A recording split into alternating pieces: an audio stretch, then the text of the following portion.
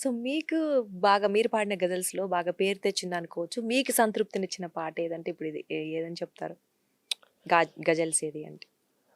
అంటే ఇది చాలా ఇప్పుడు 'నాన్న మీద గజల్' పాడాను గదా! పాడారు. అది చాలా క్రేజ్ విపరీతం. అంటే అవును. ఒక కచేరీకెళ్తే బుర్ర తినేస్తారనమాట. అది హుహు. పాడేంత వరకు. పాడాల్సిందే. పాడాల్సిందే. ఆ! అలాగే నారాయణ రెడ్డి గారు రాసిన గజల్ అమ్మ ఒకవైపు, అమ్మ ఒకవైపు, దేవతలంతా ఒకవైపు, సరితూచమంటే నేను ఒరిగేను అమ్మ వైపు.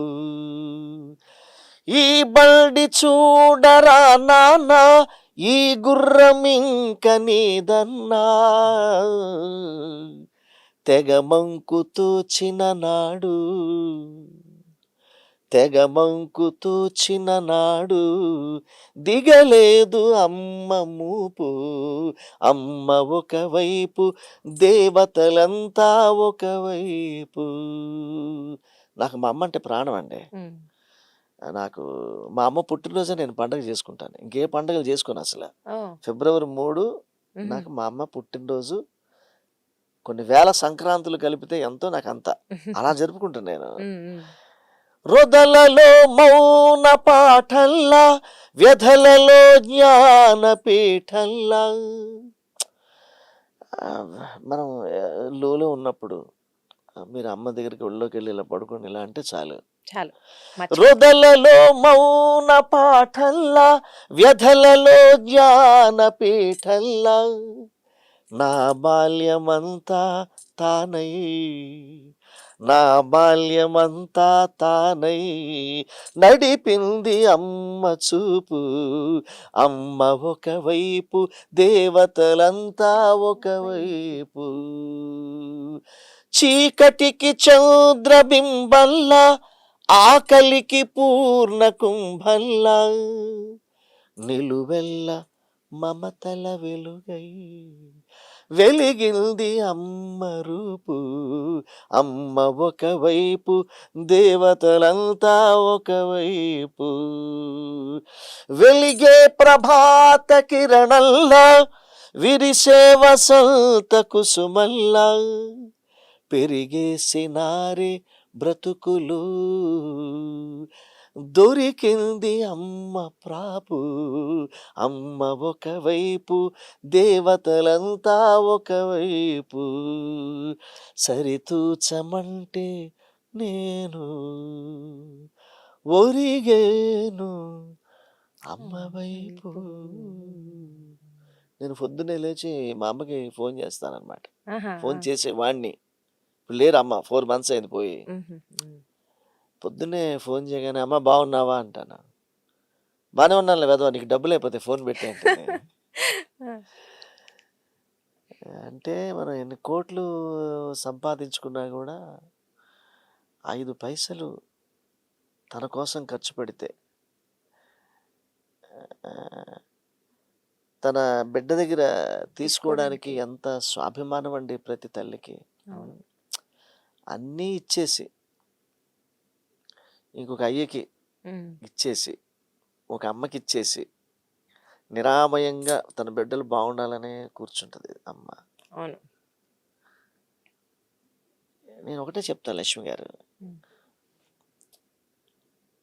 మనమండి ఎన్ని కోట్లున్నాయి, ఎన్ని లక్షలున్నాయి, ఎంత బంగారం ఉంది. నాకు బోల్డన్ని కంకణాలు పెడతా ఉంటారు. గండ పెండేరాలు పెడతా ఉంటారు. నేను ప్రతి మనిషిలో, ప్రతి మనిషిని నేను కోరేదేంటంటే, ఈ ప్రకృతిని చూసి, అంటే మనకి ఒక బ్యాడ్ సెన్స్ ఒకటి నేర్పేశారు లక్ష్మి గారు. హ్మ్.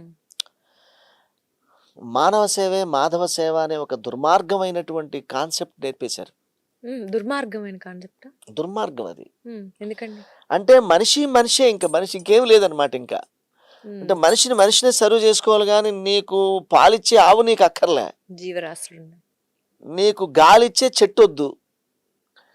నీకు మంచినీళ్ళిచ్చే నదొద్దు నీకు. వీటిలన్నిటికి నువ్వు కృతజ్ఞత చెప్పొద్దు. హ్మ్. మనిషిని ప్రేమించేసుకో. చాలు. స్వార్థపరులైపోండి. హ్మ్. కొండలు కొట్టేసేయండి, ఇల్లు కట్టేసుకోండి. అంటే ప్రకృతి సేవే పరమాత్ముని సేవ అనాలి కానీ ఉమ్. మానవ సేవే మాధవ సేవ అనకూడదు లక్ష్మి గారు.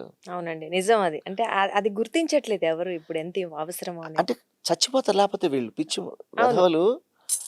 ఇది నేర్చుకోపోతే, ఇది అలవర్చుకోపోతే మీరు ఎన్ని కోట్లు సంపాదించి మీ పిల్లలకి ఇచ్చినా ఉమ్.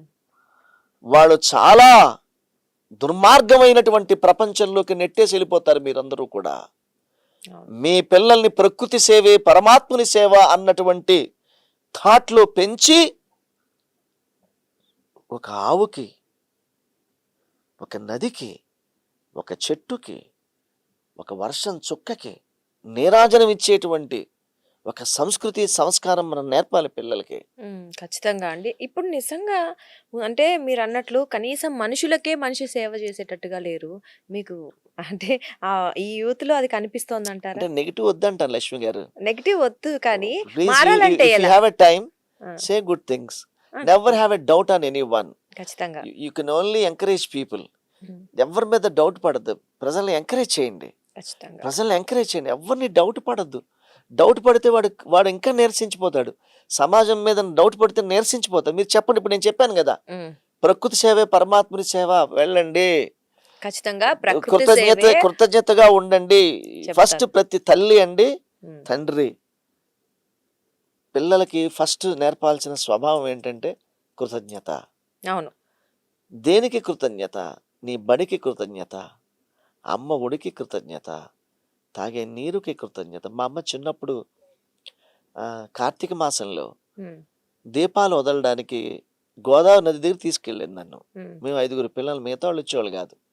నాకు పొద్దున్నే మా అమ్మ వెనకాల, మా అమ్మ ముందు నేను ఒక చిన్న దీపం పట్టుకునే లాంతరు. హ్మ్. ఆ లాంతరు వెలుగులో మా అమ్మ నేను ఇసుక తిప్పలు దాటుకుని గోదావరి నది దగ్గరికి వెళ్ళడం నాకు థ్రిల్లింగ్ అనిపించేది. అది వెళ్ళిన తర్వాత ఆ గోదావరి నీళ్ళు సాయంత్రం పొద్దున్నే 4:30కి వెచ్చగా ఉండేవి. హ్మ్. స్నానం చేయడానికి బొబ్బోసుకున్నాను, స్నానం చేయనేది మా అమ్మ. నేను స్నానం చేసిన తర్వాత మా అమ్మ దీపాలు అలా వదులుతూ ఉండేది. నేను కూడా దీపాలు అరటి డొప్పల్లో వదిలేవాడిని. హ్మ్. ఓ రోజు మా అమ్మ చెప్పింది ఏంటంటే, ఒరే నాన్న, నాకు ఒక వయసు వచ్చిన తర్వాత నీ కంటి ముందు నుంచి నేను కనుమరుగైపోతాను. హ్మ్. నీకు నేను ఇంకా కనిపించను. అవును. ఈ అమ్మ ఉండదు. కానీ ఎప్పటికీ నీ కంటి ముందు ఉండే ఈ అమ్మ ఉందే, అది గోదావరమ్మ, గంగమ్మ. గోదావరి. అవును. దీన్ని ఎప్పుడు కాపాడుకో నాన్న, దీన్ని ఎప్పుడు ఖచ్చితంగా. ధ్యానించు నాన్న అని చెప్పింది. హ్మ్. ఎందుకమ్మా అన్న, ఈ నీళ్ళిస్తేనే కదా నాన్న మనం బొవ్వ తినేది. దీనికి కృతజ్ఞత ఉండాలి కదా నాన్న అంది. అవును. కాబట్టి కృతజ్ఞత. మేము సైనిక్ స్కూల్లో పనిచేసాం, డిఫెన్స్లో. హ్మ్. ఎవర్ లాయల్ సదైవ విశ్వాసి, ఎప్పుడూ కృతజ్ఞులే ఉండాలి. ఇవి సాక్షిలో పనిచేస్తున్నారు ఛానల్. ప్రతి ఎంప్లాయీ కృతజ్ఞులే ఉండకపోతే ఉండాలి ఎట్లాగే? ఖచ్చితంగా. వాళ్ళ మేనేజ్మెంట్కి హ్మ్. వెన్నుపోటు పొడిచే దాంట్లో ఉండకూడదు కదా. ఖచ్చితంగా. వాళ్ళు మీకు జీతం ఇస్తున్నారు, జీవితం ఇస్తున్నారు. సాక్షి మేనేజ్మెంట్ కృతజ్ఞతలే ఉండాలి కదా. ఖచ్చితంగా అండి. Definitely. As long as you are here, even after that, even ఇక లేకపోయినా కూడా కొన్నాళ్ళు ఇక్కడ బతికాం కదా. ఆఫ్ కోర్స్ అండి. మన ఖచ్చితంగా. శరీరంలో ఉప్పు ఉంది కదా, ఖచ్చితంగా అది అండి. వాళ్ళు ఇచ్చిన భిక్ష కదా. అంతే. అది రక్షణ కోవాలి కదా. కృతజ్ఞతే ఉండాలి సార్. ఎప్పుడు ఎవరి గురించి నెగిటివ్గా మాట్లాడకూడదు.